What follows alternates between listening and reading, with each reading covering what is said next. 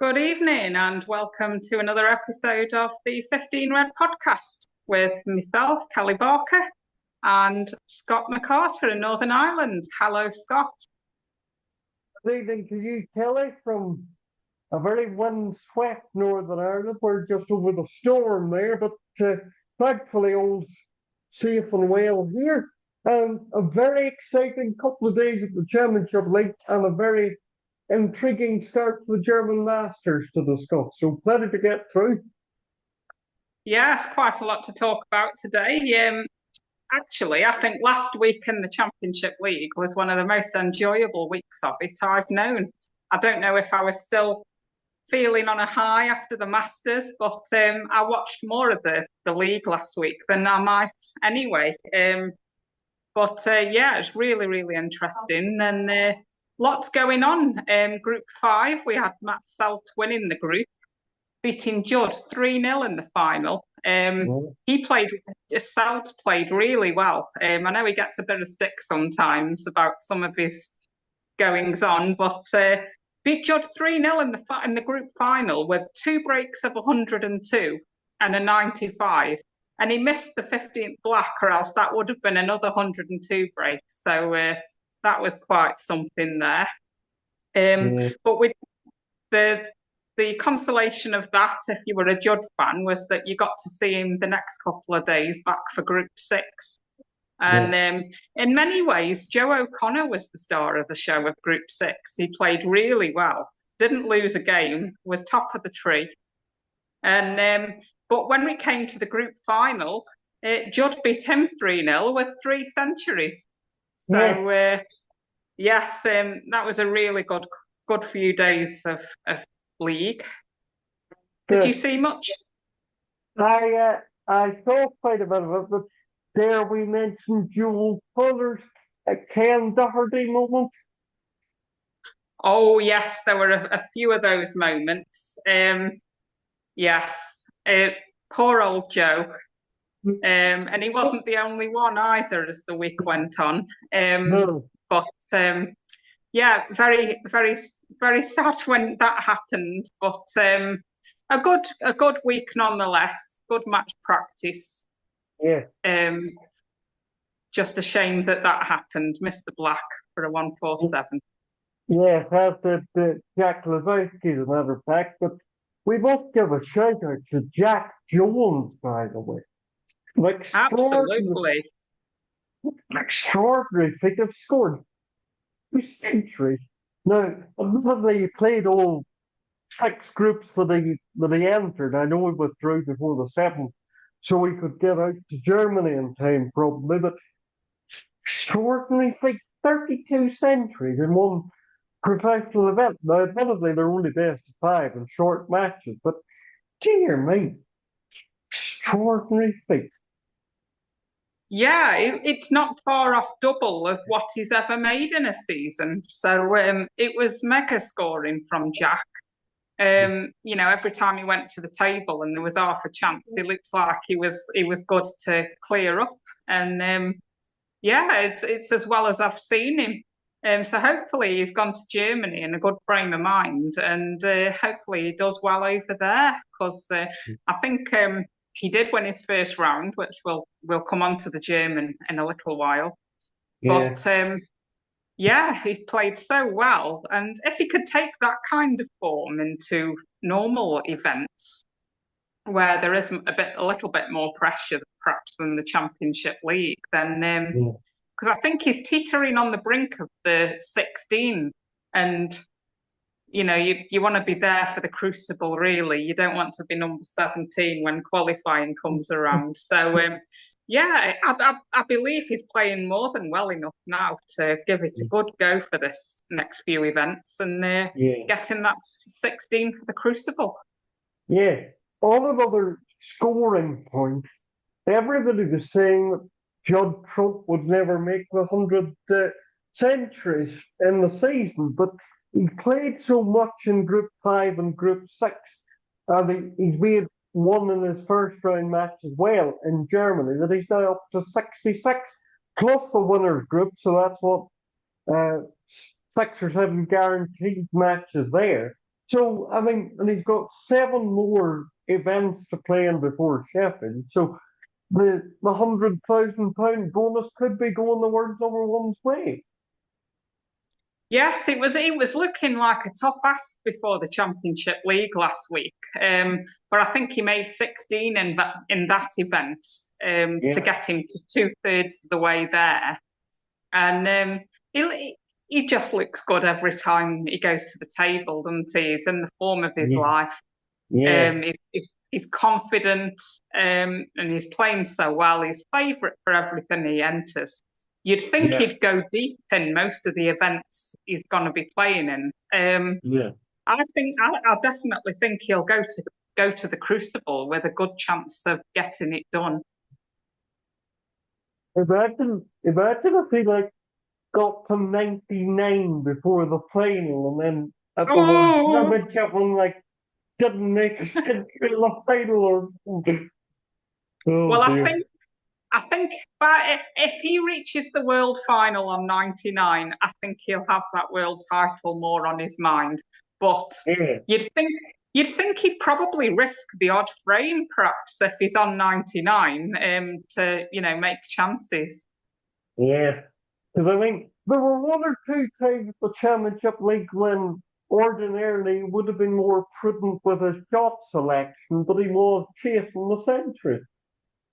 Yes, I think I've got a feeling all he would have entered the Championship League for was to build centuries up, because it Yeah, is it is a fantastic tournament for being able to do that. And the commentators were saying that the tables were quite generous for break building as well. So yeah, it was a dream for him, and another 16 to the total now. He yeah. hasn't entered the Welsh Open, which Oh, dear. I'm going to, so I'm a bit disappointed he won't be Wow. there. But at the same time, I don't really blame him because he said he wants to keep himself a little bit fresh for a big tilt at Sheffield. So we'll see. But Yeah, yeah, even if he's missing the Welsh, I think he's given himself a good chance of making that 100 centuries now. And I hope and I think if he's gonna do it, I think it will come at the Crucible, which I was there the night Neil Robertson did his 100th century at the Crucible, and it made for a fantastic atmosphere. So if we have that again, I'd be really pleased. James Judd Trump, I think you'll remember. Uh, I do, yes, well remembered. Yeah, it was a there great was night. the interesting how it works out. Imagine if Neil was like throwing against Judd in that round where he made the 100.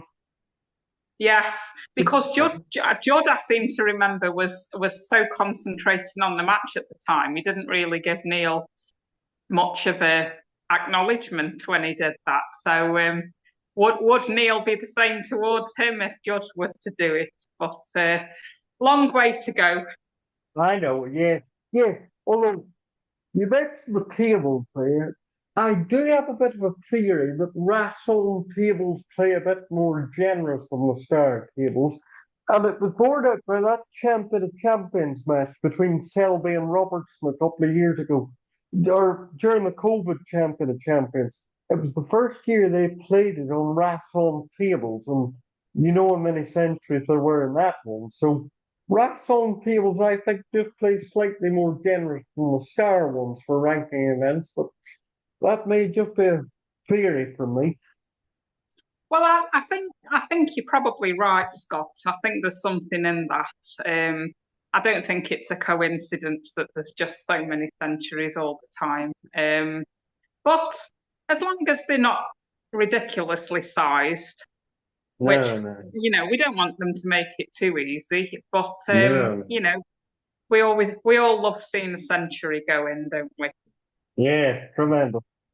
Shall we move on to the German? Now, I was Well, we've just watching. got to, sorry, Scott. I'll just to say we'll just finish off the Championship League with Group Seven. Oh, Um, yeah, sorry. just but yeah, because that was quite dramatic as well in its own way. Jack Jack Jones, as we've touched on, withdrew after he lost 3-0 to Ricky Walden in the first match, and then Yeah. withdrew. Um, but we had some very entertaining snooker. Dave Gilbert looked very carefree, almost like he wasn't bothered about being there, whether he won or lost. So he was Yeah. taking on far too much.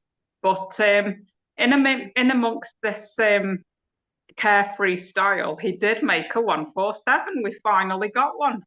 Yeah. Um, so yeah, that was enjoyable to watch. Zhao Gudong, who only entered in Group 7, he won the group. He beat Dave Gilbert 3-2 in the group final. If I could say, I think Dave's attitude wasn't right, really. He had a great No. chance. He had a chance there to be through to the winners group. And once you're in the winners group, you could end up winning the whole thing and making the champion of champions. He just went for everything and didn't play safe, pushed the boat out far too much, Yeah. and then ended up losing the group final 3-2, when really he could have won that. And I was a bit disappointed in him there. But Yeah. anyhow, it's shaping up to be a great winners group next week, Yeah. which I'll really look forward to. I'll just run through the names of who's going to be in it. We've got Yeah. Hossein Vafai, Yeah. Kyron Wilson, Mm. Mark Selby, Matthew Selt, Yeah. Judd Trump, Correct. um, Zhao Gudong. Is Correct. that 6? Is there one more Oh, somewhere? no. I should have written this down. Yeah. But Hossein, Hossein, one, Kyron, Selby, Judd, three, Zhao Gudong, 4, 5, Selt, 6. and one that eludes me, I'm afraid. Yeah. It eluded me as well because I think Group 7 was the day our electric went out because of the storm. That's why I wanted to go over it. That's all. So, Oh dear. Well, if we think on before we end, then but anyway, it's going to be a great group, winners group. So make sure we're all tuned in next week for that. it'll But be on the YouTube channels of both Matchroom Multisport and Matchroom Pool, I believe. yes, so still some free to air snooker flying around, Yes, luckily. but we'll come to that later on. I should say, we're talking about Neil Roberts in the context of the century there. We should congratulate him, of course, on his medal from the Governor General of Australia. The Governor General being His Majesty's representative in Australia, was awarded in the Order of Australia, which is basically the highest civilian order in Australia for non-military people. So great distinction there and overdue recognition by his country, I would say. Absolutely. No one's done much. No one's done more for sport in his country or for snooker in his country than Neil has. Moving around the world at such a young age, he's Yeah, the most successful foreign player that the game's seen. So yeah, yeah, well deserved, and as you say, Scott, quite long overdue, I think. But well yeah, done, Neil. very much so. Warm congratulations to Neil there. We'll let you know when he goes for it. And no doubt there'll be some photograph put up when he actually gets presented with it. So watch this space for that. But we'll move on now to contemporary business, I suppose we could say, and we'll move on now to the German Masters. And I'm going to save my trivia question till the end of this part of the discussion because I wanted to segue into another rather sad topic. But Kelly, you got yesterday's results to begin with. Yes, it was a good start to the tournament yesterday afternoon. The first match up on the main table was Kyron Wilson. He struggled somewhat over the line, but he did get a 5-3 win over Kawai Chung, the young lad who won the WSF Open Championship last year. who's Yeah. shown a bit of promise and took Kyron to 5-3, put the Yeah. world champions through to the next round. Yeah. Other notable results were Tapchaya Unnu beat Stuart Bingham 5-0. Oh, Um, yeah. we all know when Tapchaya's hot, he's hot, and when he's cold, he's cold. But yesterday was one of his hot days, it seems. Yeah. Um, Barry Hawkins beat Alfie Burden 5-4. I think that was a keenly contested match. Um, Hawkins will be pleased to get over the line there. I think Yeah. Alfie did well. Ben Wollaston beat Dave Gilbert 5-0. We mentioned Dave's attitude in the Championship League. I don't know whether something's going on with him at the moment, whether he's just not enjoying his snooker, but a 5-0 defeat, I didn't see any of that. I think it wasn't on a streamed table, but a very disappointing and strange result. Not that we don't think Ben Wollaston is capable, but No. you somehow expect a bit more from Dave there. Um, Joe O'Connor beat Stephen Maguire 5-1. So Joe was Yeah. keeping his good form going from the league. Um, Yeah. Judd Trump beat David Grace 5-2. Yeah. And Sean Murphy beat Liam Graham 5-0. So Sean looks like he's continuing his Masters form into Berlin. So that's an interesting one. Interesting man to watch. And this morning, just to go over this morning quickly, Selby beat Lu Hong Yu 5-2.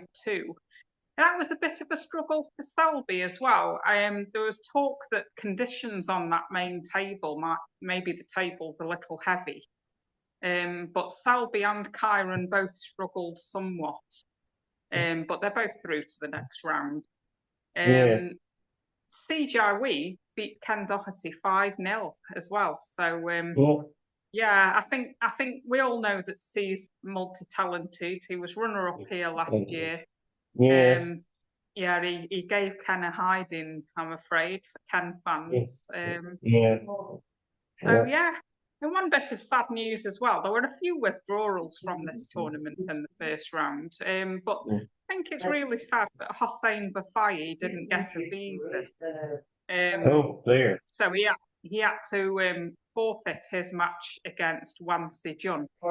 And Yeah. Hossein was 33rd in the race to Hong Kong, so that could really damage his Oh, chances. there, mate. So he's hopefully he might make up for it in the Welsh Open next, which is the last county event towards the Grand Prix in Hong Kong. So Yeah. yeah, desperate luck for Hossein, who does seem to have these bad lucks with visas in the European tournament now and then. Yeah. But So, yeah, the tournament moves on, and I think you've got this afternoon's results for us, Scott. well, obviously the local man from my point of view, Mark Allen, was on the main table this afternoon. A 5-0 victory there, but 5-0 rather flatters him, really. It was more about the fact that David Lilly didn't put up much resistance. The three-time English amateur champion struggled somewhat rather than Mark playing anything sort of spectacular. So, like, he'll go against Wood Giver, who he plays in the next round, because he beat Jackson Page on table 5. That he'll know that he has to sort of cut out those errors, because obviously Wood Giver's been in 2 finals already this season. So, Mark, could do better, I think. Of course, they nearly had another 147 on table 2 because Luca Bracel missed the penultimate red on the maximum. So that was rather sore. Now, last I'd seen, Luca was 4-1 up.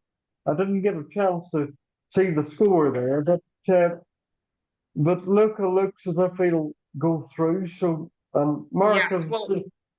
well, just before we spoke, Scott, I did just have a quick look on the World Snooker website at the results, and Luca did win. Ah, yes. Um, but but surprisingly, it's another reversal for Jack Kozlowski. He lost 5-3 to Alexander Erzenbacher. Oh, Um, goodness me. I did, I, I did, I did see the first couple of frames of that, and I've got a feeling Jack was just being a little bit carefree again, and Yeah. possibly not giving every shot the respect and care it needed, which he's not had a great season, Jack hasn't. I don't know No. whether he's working hard enough or what's No. going on, but it's another bad defeat. And no disrespect to Erzenbacher, because he is a good player, but he's not Yeah. had many results in recent times either. So No. Jack would have been expected to win that one, and yeah, another disappointment for him. Yeah. Yeah. It seems that I'm probably going to be a little harsh on Jack here, but it seems that his application is missing and lacking rather badly, I'm afraid.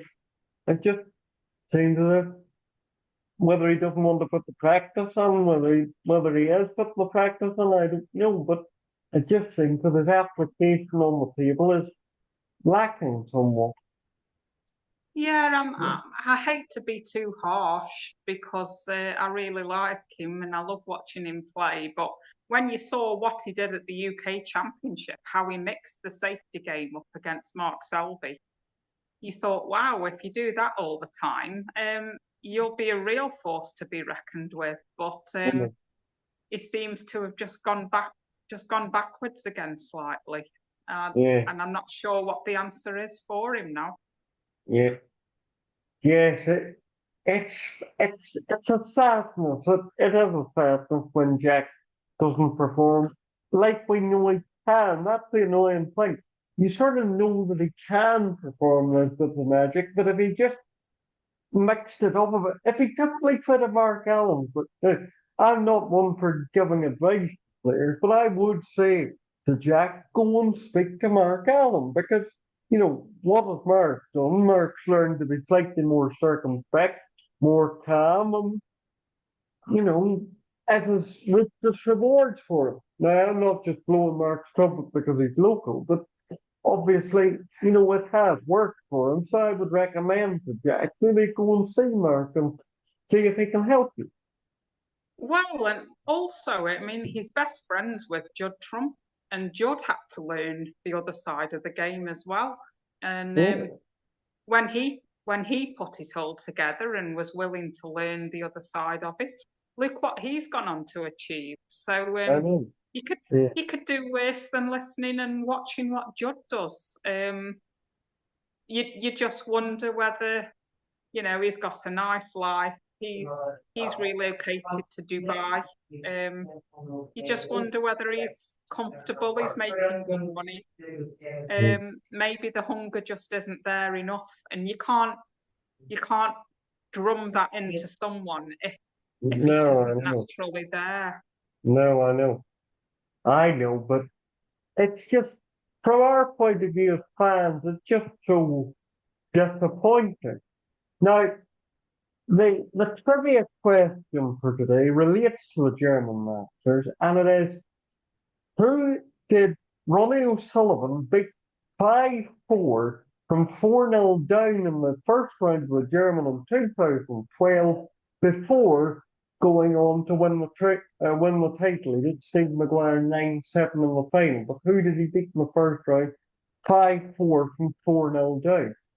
And that 2012 German Masters was actually the first tournament I ever watched on Eurosport, which leads me, and I can see the rather pained expression on Kelly's face, uh, to a rather painful announcement today that I think Kelly could share with us if you can bear it. Yes, very, very sad news for snooker when I woke up this morning and I saw the announcement that Eurosport won't exist anymore in the UK from the end of February. So the standard package of Discovery Plus won't exist. And if we want to carry on watching the snooker through legal grounds, we have to upgrade to TNT, which is nearly 5 times the price per month. So I think there'll be a lot of disgruntled snooker fans out there, and it can only damage the game, you would think. You know, £6.99 a month for the Discovery Plus at the moment is good value, really, because there's so much snooker on. Yeah. Over £30 a month. Yes, you're getting all. You know, you're mainly you're paying really for the Premier League football and the Champions League football that they show as well, which I do like football, but I'm not bothered enough to pay that money for it. I only want to really watch the snooker, and I think Yeah. a lot of fans will be feeling the same way. And come the end of February, won't be paying those fees. No, I mean, it's really, really sad because I'm going to be slightly controversial here, maybe, but I would say that overall, Eurosport, even on the BBC events, now he isn't marvellous, but I do think that Eurosport do the best job of anybody in terms of comprehensiveness.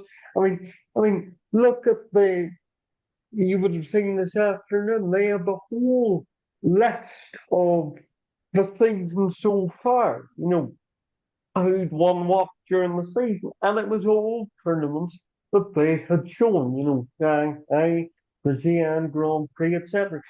But when you're dealing with a package where you've got the football, you've got the other things, they won't be able to get the same comprehensive coverage because they'll have to cut off if there's a football match so it gets it. Well, I used some stronger words to you off air, but I mean, it really is very disappointing. Yeah, I think disappointing is a polite word for it, Scott. Yeah. We'll have to see how it goes when it's all up and running in a month or so. But I did see on Twitter today there was a lot of disgruntled snooker fans. Yeah. And yeah, even Phil Seymour, the MC, said that he's cancelled his Sky Sports today because he's, if he's not getting the snooker, he doesn't want to pay for Sky anymore, which is fair enough. So I feel, a lot of snooker fans will do the same, unfortunately. Yeah. Because do it in mid-season. That's the another thing. I mean, you did it in the off season.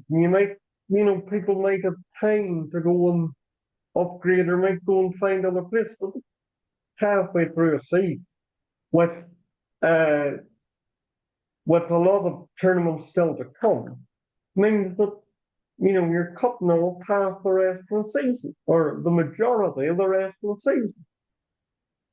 Yeah, it is. It is disappointing. Poor timing. The only good thing I would say is we have still got two more ITV events to go, which are two very good ones, the Players' Championship and the Tour. Yeah, And obviously the World Championship is on the BBC. So there's still plenty of snooker to go at for the average fan. I mean, to be honest, though, I think I want it because I mean the world qualifiers are fantastic entertainment, and I don't know that I can do without those, to be honest. And that I think this Hong Kong Grand Prix is going to be a great event. Always enjoy the World Open from China. They're good tournaments, and to yeah, see such a show, I wouldn't have minded perhaps paying double because it still would have been good value for money, I think. yeah, But yeah, to be asked for nearly 5 times the price, I just think is wrong. yeah. The word I use to you off air, I don't mind using it now. It's disgraceful, really. It really is disgraceful. Absolutely. not often I see you kind of angry, Scott, but I feel that this rage is in there at the moment. Well, I try to be relatively mild-mannered and try to see things in perspective, but I mean, it really is baffling decision. Yes, I feel I've got more goodwill than most towards the snooker and what we have to pay for it. But I'm like you say, this announcement today is very, very disappointing, and we'll see where we all go from here because I don't think too many of us want to be paying those kind of prices. Let me let me say this, not about, the we're disappointed with, the likes of Dave Henry or Philip Studd. They're marvelous. Nobody's saying they're bad. But it's just, why do executives have to muscle in and, why does money have to talk? And I suppose people say you're denying the reality of the real world. Well, why does money have to talk so much? I know it does, and I know that's a sad reality, and people say you have to get on with it, but I don't know, it just strikes me as profoundly wrong, to put it mildly. Absolutely. It's the world we live in, sadly. But I know. let's enjoy, on a brighter note, let's enjoy the rest of this German Masters this week. And we'll be back to mull over it all next week, I'm sure. Yes, indeed. Yes, indeed. And hopefully I'll be in a bit of a calmer mood. But, sorry about that, everyone. But yes, we'll be back next week, all being well, and we look forward to your company then. So I'll say thank you to Kelly and thank you to you all for listening. Goodbye. Goodbye.